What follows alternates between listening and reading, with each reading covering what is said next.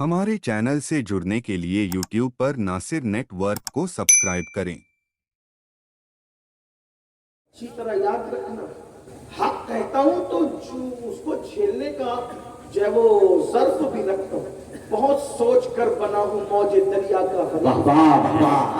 बहुत कुछ सोच कर बनाओ मौजे दरिया का हरी, वरना मैं भी जानता था आफिया साहिल में है। जिंदाबाद जिंदाबाद। मैं भी जानी करके चला जाता था।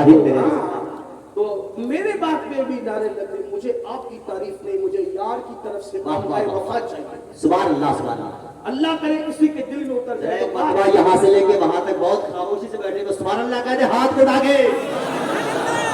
नहीं, ये बात ऐसी ही है कि इसको ऐसे खामोशी से सुनने की जरूरत। हाँ, जो बात कहने की थी वो कह ली गई, और जो जज्बात में थी, नारों की गूंज में कहनी थी, वो हो गई। अब जरा संजीदगी से सुनने की जरूरत है। अर्ज क्या कर रहा था कि ये जो फितना इत्तेदाद, इसमें कहीं ना कहीं जहेज, गरीबों को अवॉइड करना, गरीबों को नजर, बल्कि अगर सगा भाई भी गरीब है तो भाई नहीं करता रिश्ता, उसको कोई अपना मेयार चाहिए। और कभी कभी अपने मेयार के चक्कर में बदअकीदों के हाथ भी लग चढ़ जाते हैं, उनके हफ्ते भी चढ़ जाते हैं।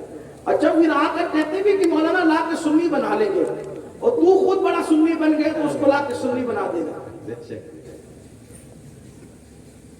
जिस कौम को अभी तक के जरूरियात अहले सुन्नत की खबर नहीं है, आप कहते हैं ला के सुन्नी बना, ये हाल है मेरे भाई।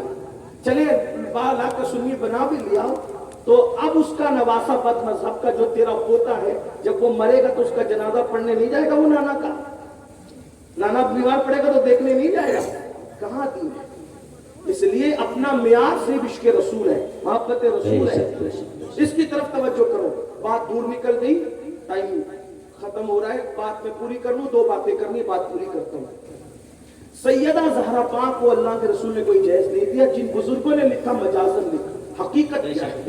देखिए बात ये है, उसको समझे बहुत संजीदगी से। अब इसको समझने की बहने भी, अल्लाह के रसूल अलैहिस्सलातु व तस्लीम की 8 साल के बाद की मुकम्मल परवरिश हुई है उनके चचा के घर, मुशफिक व मेहरबान चचा के घर परवरिश हुई।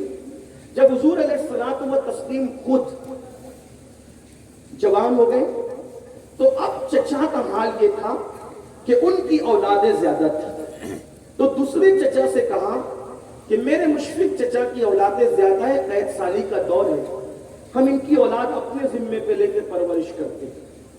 तो अपने चचा को साथ लेकर के गए और अपने दूसरे चचा मुशफिक व मेहरबान चचा से कहा, आप अपनी औलाद हमें दे दें, हम आपकी औलाद की परवरिश करेंगे। उन्होंने फरमाया, तालिब को और अकील को मेरे पास रहने दो, बाकी जाफर और अली का मामला तुमको सौंपता हूं। तो उस वक्त हजरत जाफर परवरिश में आ गए हजरत अब्बास इब्न अब्दुल मुत्तलिब, सुभान अल्लाह सुभान अल्लाह। और मौला अली परवरिश में आ गए रसूलुल्लाह, सुभान अल्लाह। तो यानी नन्ही सी उम्र में मौला अली किसके घर परवरिश पा रहे? हुजूर अलैहिस्सलाम के घर। अभी मौलाए कायनात की बचपने की उम्र है, हुजूर ने उनको गोद ले लिया, परवरिश अपने जिम्मे कर ली।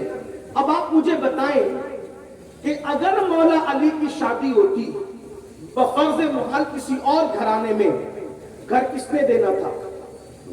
किसने देना? जो परवरिश कर रहा है उसी ने देना। घर का सामान किसने देना था? जो परवरिश कर रहे उन्होंने देना था। शादी किसने करनी थी? जो परवरिश कर रहे थे उन्होंने। आप मुझे बताएं, तो मौलाए कायनात बेटे की हैसियत से गोया के रसूलुल्लाह के घर परवरिश पा रहे, चचा का बोझ हल्का करने के लिए हुजूर ने ले लिया है बचपने से मौला अली। और ये भी खुदाई इंतजाम था कि जिस अली को करबला वालों का बाबा बनना है, वो अली जिसकी गोद में परवरिश पाएगा वो मेरा नबी हो। गोया के हसनैन करीमैन को जो गोद मिलनी थी माँ और बाप की, उनकी परवरिश, दोनों की परवरिश रसूलुल्लाह की गोद में। जिंदाबाद जिंदाबाद जिंदाबाद। गुर्बत बहाना था अली को दामने मुस्तफा में लाना। सुभान अल्लाह सुभान अल्लाह। मौलाए कायनात बचपने से आ गए हुजूर की परवरिश में, जवान हो गए, जवान हो गए। हुस्न इत्तेफाक, बल्कि इत्तेफाक की मेराज कि मौला अली का रिश्ता طے ہو گیا سیدہ کے ساتھ. ٹھیک. اب مولائے کائنات کا خود کا گھر نہیں تھا کیونکہ علی رہتے تھے رسول اللہ کے یہاں. تو اب چچا کے بیٹے ہیں, چچا زاد بھائی ہیں, اب شادی ہو رہی ہے تو گھر کا انتظام کون کرے گا؟ کپڑے لتے کا انتظام کون کرے گا؟ سامان کا انتظام کون کرے گا؟ تو مولا علی کے لیے حضور نے انتظام کیا. پتا چلا حضور نے بیٹی کو جہیز نہیں دیا, حضور نے اپنے بھائی کو ساز و سامان دلایا, اور یہ بھائی کو دینا لوگوں کو یہ مغالطہ کر گیا کہ حضور نے بیٹی کو, بے شک بے شک حضور نے شہزادی کو نہیں دیا, اپنے داماد کو نہیں دیا, بھائی کو دیا. اگر آپ بھی بھائی کے لیے لاکھوں خرچہ کرتے تو میں آپ کو سلام کرتا ہوں. کریں نا آپ بھی, بھائی کے لیے کریں, حضور نے کیا آپ بھی کریں. اب آپ کہیں گے تو نے باپ کو کہہ دی. کچھ لوگ یہ کہتے ہیں یہ سنی لوگ تھوڑا سا بڑا چڑھا کے پیش کرتے. میں نے کہا یاد رکھنا 1450 سالہ ذخیرہ جن کے پاس ہو وہ بڑا چڑھا کے نہیں پیش کر سکتے. 1857 والوں کے پاس روایتوں کی قلت ہو سکتی ہے, 1450 سال والوں کے پاس روایتوں کی قلت. بے شک بے شک سبحان اللہ سبحان اللہ. ہمارے معیار بہت بلند ہے, لیکن یاد رکھیں, اب توجہ کریں, مولا علی کو دیا, سیدہ کو نہیں دیا. آپ کہیں گے چلیں مان لیا, لیکن کوئی دلیل؟ میں کہتا ہوں یاد رکھو. ایک عورت سیدہ عائشہ پاک کے پاس آئی, اماں عائشہ پاک نے اس کو ایک کھجور دی, اس کے ساتھ 2 بیٹیاں تھیں, اس نے ایک کھجور لی, اس کے 2 برابر ٹکڑے کیے, دونوں بیٹیوں کو دے دیا. اماں عائشہ کو یہ منظر بہت اچھا لگا. حضور علیہ السلام تشریف لائے تو میرے آقا سے انہوں نے عرض کیا کہ یا رسول اللہ, ایک عورت آئی تھی, وہ غریب تھی, میں نے اس کو ایک کھجور دی, 2 بیٹیاں تھی, دونوں کو برابر اس نے ٹکڑے کر کے دیے. میرے آقا نے فرمایا, حدیث پاک کا مفہوم ہے, عائشہ اس نے اچھا کیا, اگر وہ برابر نہیں کرتی نا ٹکڑے تو اس کی پوچھ ہوتی قیامت کے. برابری کا سلوک اولاد کے لیے یہاں تک ہے, اگر 2 بچے بیٹھے ہیں, ایک کو بوسہ دو تو دوسرے کو بھی بوسہ دینا ہے آپ کو. ایک کو بوسہ دیا, دوسرے کو بوسہ نہیں دیا, قیامت کے دن آپ کی پکڑ ہوگی. ایک کو کھلونے دلایا تو دوسرے کو بھی کھلونے دلانا, یہ انصاف ہے. اگر آپ نے دوسرے کو کھلونا نہیں دلایا, نظر انداز کیا, آپ مجرم ہیں اللہ کی عدالت میں. یہ اسلام ہے. اب آپ سے پوچھتا ہوں, جب رسول کھلونا دلانے میں انصاف کا حکم دے رہے, کھجور کی تقسیم میں انصاف کا حکم دے رہے, تو حضور کی ایک بیٹی تو نہیں تھی نا. یہی تو اہل سنت کا مقدمہ ہے زندہ باد. کہ حضور کی ایک بیٹی نہیں تھی نا, حضور کی تو 4 شہزادیاں تھیں. اگر آپ یہ ثابت کرنے کہ سیدہ فاطمہ کو جہیز دیا, تو اب آپ کی گردن پر ہے کہ آپ کو یہ بھی ثابت کرنا ہوگا کہ سیدہ زینب بنت محمد کو بھی جہیز دیا, سیدہ رقیہ بنت محمد کو بھی جہیز دیا, سیدہ ام کلثوم بنت محمد کو بھی, 3 شہزادیوں کو اور جہیز دیا. وہ فہرست بھی آپ کو بتانی پڑے گی. اور اگر آپ نہیں بتا سکتے تو یہ حضور کے انصاف سے بہت بعید ہے کہ ایک شہزادی کو بھی اور تینوں کو نظر انداز کر دیں. بلکہ ایک بات اور عرض کروں, جب سیدہ فاطمہ کی شادی ہوئی تو رسول اللہ صلی اللہ علیہ وآلہ وسلم کے پاس ان دنوں بظاہر مال کی قلت تھی, لیکن جب ان 3 شہزادیوں کی شادیاں ہوئی اس وقت تو سیدہ خدیجہ حیات تھی, ملکہ تجار موجود تھی, تجارت شام اور یمن تک جا رہا تھا, تو اگر دینا تھا تو اس وقت زیادہ دیا جاتا. ٹھیک, اب آپ سنیں, ان تینوں کو نہیں دیا, ایک شہزادی کو دیا. کیا کہنا چاہتے ہیں آپ؟ چلے ٹھیک ہے, اب آگے بڑھتے ہیں. چلیے, جس مولا علی نے اپنے سسر سے جہیز لیا تو ان کی بھی تو تقریباً 9 بیٹیاں ہیں, تو جس نے لیا کم از کم وہ دیتا تو صحیح. تو کسی کو خبر تھی نہ خبر تھی, حضور علیہ السلام کے داماد مولا علی نے اپنی بیٹی سیدہ زینب کا نکاح حضرت عبداللہ ابن جعفر طیار کے ساتھ کیا. کب جہیز دیا؟ اپنی شہزادیوں کا نکاح کی حضرت ام کلثوم کا نکاح فاروق اعظم کے ساتھ کیا. کب جہیز دیا؟ لینے والا جہیز نہیں دے رہے. یعنی 1450 سال کے بعد خیر آباد والے اور ہندوستان والوں کو یہ سنت سمجھ میں آئی, مولا کائنات کی سنت پہ عمل نہیں کیا. وہ صدیق اکبر جو کفن کے معاملے میں بھی سنت پر عمل کر رہا ہے. اماں عائشہ سے پوچھا, یہ بتاؤ رسول اللہ کو کتنے کپڑوں میں کفن دیا گیا؟ 3 کپڑوں میں. کس دن وصال ہوا؟ کا پیر کے دن. دعا کرتے کاش وصال بھی پیر کو ہو جائے, 3 کپڑوں میں کفن ہو جائے تو جاتے جاتے سنت ادا ہو جائے. خدا نے ایسی لاج رکھی, 63 سال کی عمر ہی میں وصال ہوا, پیر کے دن ہی وصال ہوا, اور 3 کپڑوں میں کفن. جو کفن میں سنت پر عمل کرے وہ جہیز میں سنت پہ عمل نہیں کر سکتا. صدیق اکبر نے کب جہیز دیا؟ فاروق اعظم نے کب جہیز دیا؟ تو سب مالدار لوگ تھے. عثمان ذو النورین آج بھی مدینہ منورہ میں جس کا اکاؤنٹ چلتا ہے, مدینہ منورہ میں آج بھی جس کی پراپرٹی موجود ہے, حرم کے لیے وقف ہے, غریبوں میں اس کا حصہ ہے, آج بھی عثمان غنی. پتا چلا نبی نوازتے ہیں تو ایسا نوازتے ہیں, جس کو نوازتا ہے وہ تو چلا جاتا ہے, دولت باقی رہ جاتی ہے. لیکن عثمان غنی رضی اللہ تعالیٰ نے کب جہیز دیا؟ اس کا مطلب یہ ہے کہ جہیز اپج ہے ہندوستان والوں کی, وہ بھی اپنے یہاں سے نہیں ہے, وہ کہیں اور سے آئی ہے. ہاں, اس سے آپ کو توبہ کرنی چاہیے اور عہد کرنا چاہیے. ہم نے اپنے مالیگاؤں میں اس کی تحریک چلائی اور ہر جلسے میں لوگوں سے کہا اب جو نوجوان شادی کرے گا وہ طے کرے اپنے نبی کے نام پہ, نبی کی ملت کو بچانے کے لیے, نبی کے دین کے تحفظ کے لیے, کہ انشاءاللہ اگر میں شادی کروں گا تو جہیز نہیں لوں گا, سسر دے گا تو بھی نہیں لوں گا. اور پھر ہم نے ان لوگوں سے بھی کہا کہ جن کی شادیاں ہو چکی ہیں وہ یہ ارادہ کریں کہ میں اپنے بیٹوں کا پوتوں کا نکاح کروں گا, میں جہیز نہیں لوں گا. ذرا دیکھتا ہوں نبی کے نام پہ کتنے لوگ وعدہ کرتے ہیں کہ آج سے انشاءاللہ ہم جہیز نہیں لیں گے. جن کی شادیاں نہیں ہوئی وہ بھی, اور جو بیٹوں کی پوتوں کی کریں, اٹھائیں ذرا اللہ کو گواہ بنائیں, ان علماء کو گواہ بنائیں. دیکھیں تو صحیح جان دینے والی قوم جہیز سے کتنا بچنے کا ارادہ, اٹھا کے رکھے, ذرا اللہ کو گواہ بنائیں. سبحان اللہ, تھوڑا اور اٹھا کے رکھیں. کچھ لوگ سوچتے ہیں نا ماشاءاللہ, کچھ بھائی تو کھڑے ہو رہے ہیں ماشاءاللہ, یہ ہماری سنی قوم کا جگر ہے کہ وہ آگے بڑھتے ہیں. اٹھا کے رکھے, ذرا فرشتوں کو گواہ بنائیں, اٹھا کے رکھیں. ایک بات یاد رکھنا, اگر جہیز کی بھیک لوگے نا کچھ دن میں ختم ہو جائے گی, لیکن اگر کسی غریب کے دل کی دعا لگائی تو نسلوں تک اس کی برکتیں باقی ہے. سبحان اللہ, سبحان اللہ, نسلوں تک برکتیں باقی ہیں. زندہ باد.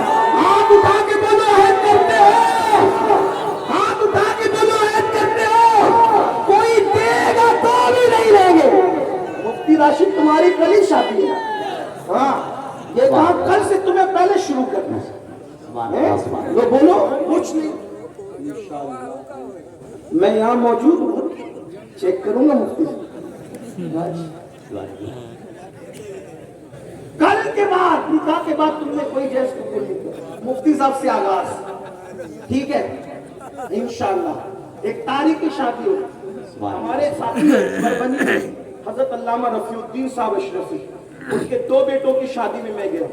انہوں نے قید لگائی, کچھ نہیں لیں گے. انہوں نے کہا ہم دیں گے, کہا ہم نہیں لیں گے. ایسے لوگ بھی موجود ہیں. اور اس شادی کی گھنگرج دوسرے مکاتب فکر تک پہنچی تو ان لوگوں نے کہا سنی ایسے ہوتے ہیں. اسی منبر پر ہمارے جمیل رضوی صاحب بیٹھے ہوئے, انہوں نے بھی اپنے بیٹے کی, وہ چکے ہاتھ اٹھا چکے تھے, نہیں کچھ لیا. ہمارے ساتھی ساجد کلیجی والے, انہوں نے بھی اپنے بیٹے کی شادی, کچھ نہیں. یہ سلسلہ ہمارے یہاں شروع ہو گیا ہے. خیر آباد والوں تم بھی شروع. کون کیا دے گا یار, لوگ دیں گے تو اپنی حیثیت کے مطابق دیں گے, آقا دیں گے تو اپنی شان کے مطابق. کریم ایسا ملا کہ جس کے کھلے ہیں ہاتھ اور بھرے خزانے, بتاؤ اے مفلسوں کے پھر کیوں تمہارا دل اضطراب میں ہے. بات ختم کرتے ہیں تو یاد رکھنا, بولو جہیز کا بائیکاٹ کرتے ہو انشاءاللہ. وہ کہیں گے ہمیں دینے کا, ہم نے نہیں لینا. کبھی کسی اور موقع پہ تم اپنی بیٹی کو جو چاہو دے دو, تم مالک ہو. شادی میں نہیں لیں گے, ختم کرو, کریں گے انشاءاللہ. انشاءاللہ اگر ایسا ہوا آپ کا گھر ہمیشہ ہرا بھرا رہے گا انشاءاللہ. فقیر قادری کی دعا ہے, اگر اسلامی بچیوں کی آبرو بچانے کے لیے غریبوں سے رشتے جوڑنا شروع کیے اور جہیز کا بائیکاٹ کیا, انشاءاللہ رہتی دنیا تک تمہارے گھر میں برکتیں قائم رہیں گی. سبحان اللہ. بیٹھ جائیے آپ لوگ, بیٹھ جائیے, بیٹھ جائیے, بیٹھ جائیے.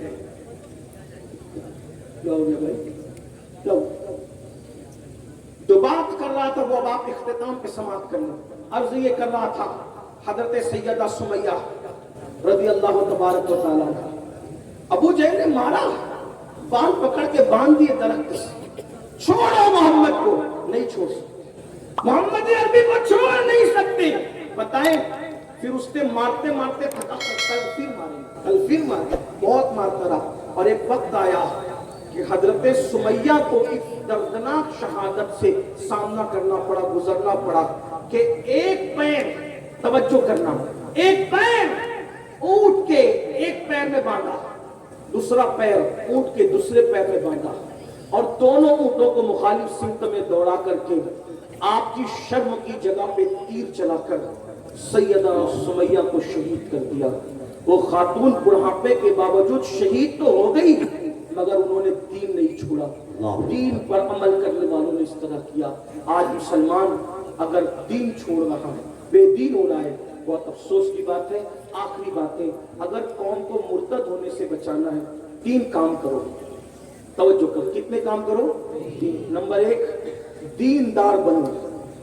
नंबर 1, पक्के दीनदार बनो, एक दूसरे को दीन सिखाओ, दीन पर अमल करो, दीनदार। नंबर 2, मालदार बनो, मालदार बनो। वाह वाह वाह। इसलिए कि गुर्बत कभी कभी कुफ्र तक पहुंचाती है। जो मालदार लोग हैं वो दूसरों को कारोबार सिखाएं, आगे बढ़ाएं, जिंदाबाद, अपना मत देखो, दूसरों को खड़ा करें, दूसरों को मजबूत करें। जो जिस तरह से किसी की हिफाजत कर सकता है, दौलत से मदद कर सकता है, करे। दीनदार बनो, मालदार बनो। और नंबर 3, एजुकेशन को आम करो, सुभान अल्लाह, इल्म को आम करो। सुभान। ऊंचे मीनार और ऊंची गुंबद बनाने की बजाय अच्छी दरसगाहें बनाओ, जिंदाबाद। अच्छी तालीम गाहें बनाओ। अपने स्कूल हो, अपने कॉलेजेस हो, अपने मदारिस हो, अपनी यूनिवर्सिटियां हो, इसलिए एहतमाम करें। बल्कि ये भी कहता हूँ, अब्बा का इंतकाल हो, चचा का इंतकाल हो, घर में किसी का इंतकाल हो, तो आप उनके नाम पे खिलाते हो, पिलाते हो, सब करते हो, करो, मना नहीं करता। लेकिन उनके इसाले सवाब के लिए किसी तालीम की जिम्मेदारी अपने सर ले लिया करो। दीन भी पढ़ाओ, दुनिया भी पढ़ाओ।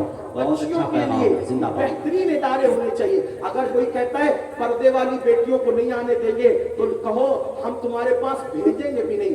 इंशाअल्लाह हम खुद इतने अच्छे इदारे बना लेंगे कि तुम्हारी बेटियां हमारे यहाँ आने पे मजबूर हो। लोगों की जरूरत है, 3 चीजों पे हमें मेहनत करना है, दीनदारी, मालदारी और एजुकेशन। अगर ये हो गया, दुनिया भी कामयाब है, आखिरत भी कामयाब है। अल्लाह हम सबको तौफीक दे। गुफ्तगू के दरमियान कोई गलती हो तो अल्लाह माफ करे। अस्तगफिरुल्लाह रब्बी इन्ना रब्बी लगफूरुर रहीम। एक आखिरी ऐलान जिसके लिए मुझे हुक्म हो रहा है कि मस्जिद सिद्दीक अकबर का तामीरी काम होना है और 10 लाख रुपए, 10-12 लाख रुपए के बारे में बताया जा रहा है कि मैं समझता हूँ कि बहुत ज्यादा नहीं।